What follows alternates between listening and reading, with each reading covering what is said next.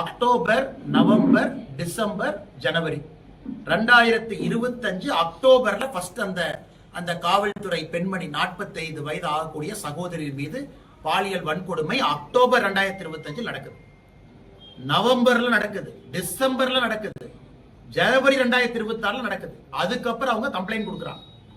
அதுக்கப்புறம் காவல்துறை டிஐஜி தலைமையில ஒரு இன்டர்னல் குழு போட்டு அவங்க விசாரிச்சு பிப்ரவரி 12ஆம் தேதி அந்த எஸ்பியை பணிநிலை நீக்கம் செய்யறாங்க. எப்பனா பிப்ரவரி 12 பணி நீக்கம் செய்யறாங்க.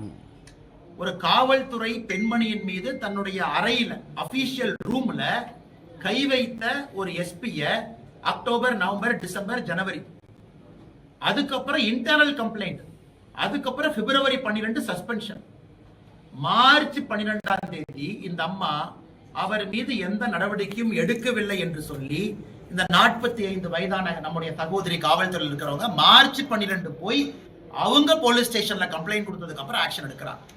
தமிழக காவல்துறை திமுக ஆட்சியில் எவ்வளவு கெட்டு போயிருக்குங்கிறது இது ஒரு உதாரணம். உங்களுக்கு அந்த அம்மா கம்ப்ளைண்ட் கொடுத்துறாங்கன்னா நேரா நீங்க போலீஸ் அனுப்ப வேண்டியதானே. இன்னைக்கு தனிநபர் எத்தனை பேர் வீட்டுக்கு போலீஸ் அனுப்புறீங்க? கரூர்ல செந்தில் பாலாஜி மாதிரி ஒரு ஆள் அதிமுக யாராச்சும் தும்புனா, திமுக பாஜக யாராச்சும் தும்புனா வீட்டுக்கு போலீஸ் வர்றாங்க. அக்டோபர்ல அனுப்பல, நவம்பர்ல அனுப்பல, டிசம்பர்ல அனுப்பல, ஜனவரியில் அனுப்பல. பிப்ரவரி 12ஆம் தேதி அவர் மீது குற்றம் நிரூபணம் ஆயிருச்சு. அவரை சஸ்பெண்ட் பண்ணும் டிஐஜி இன்டர்னல் ரிப்போர்ட் கொடுத்து சஸ்பெண்ட் பண்றாங்க. அப்பவும் போலீஸ் அனுப்பல. அப்ப பிப்ரவரி ஃபுல் எஸ்கேப் ஆனவர் மார்ச் 12ஆம் தேதி தான் கைது பண்றாங்க. 12ஆம் தேதிக்கு மேலேனா காவல்துறை எப்படி கெட்டு போயிருக்கிறது திமுகவினுடைய ஆட்சியில் ஒரு சாட்சி. அதனால் சம்பந்தப்பட்ட உயரதிகாரிகள் மீது நடவடிக்கை எடுக்கணும் அப்படிங்கிறது எங்களுடைய வாதம். இதுல யாரெல்லாம் இன்ஃபர்மேஷன் தெரிஞ்சு ஆக்ஷன் எடுக்காம வெறும் ப்ரொசீஜரல் சஸ்பென்ஷன் போனாங்களோ அவர்களின் மீதும் தவறு இருக்கு. உங்க போலீஸ் இலாக்கால இருக்கக்கூடிய ஒரு பெண்மணியை உங்களால ப்ரொடெக்ட் பண்ண முடியலன்னா சாதாரண பொதுமக்கள் எங்க நீங்க ப்ரொடெக்ட் பண்ண போறீங்க? இதெல்லாம் தமிழக மக்களுக்கு சொல்லவே இல்லைங்கன்னா ஏதோ அந்த அம்மா காவல்துறைக்கு போனாங்க, கம்ப்ளைண்ட் கொடுத்தாங்க, ஆக்ஷன் எடுத்தாங்க. யாருக்குமே தெரியாது அக்டோபர்ல நடந்த பாலியல் வன்கொடுமைய அந்த அம்மா ஜனவரியில கம்ப்ளைண்ட் கொடுத்தாங்க. அது பிப்ரவரியில நிரூபணம் ஆகியும் கூட நடவடிக்கை எடுக்காம அந்த எஸ்பிய தமிழ்நாடு அரசு காப்பாத்தி இருக்கு.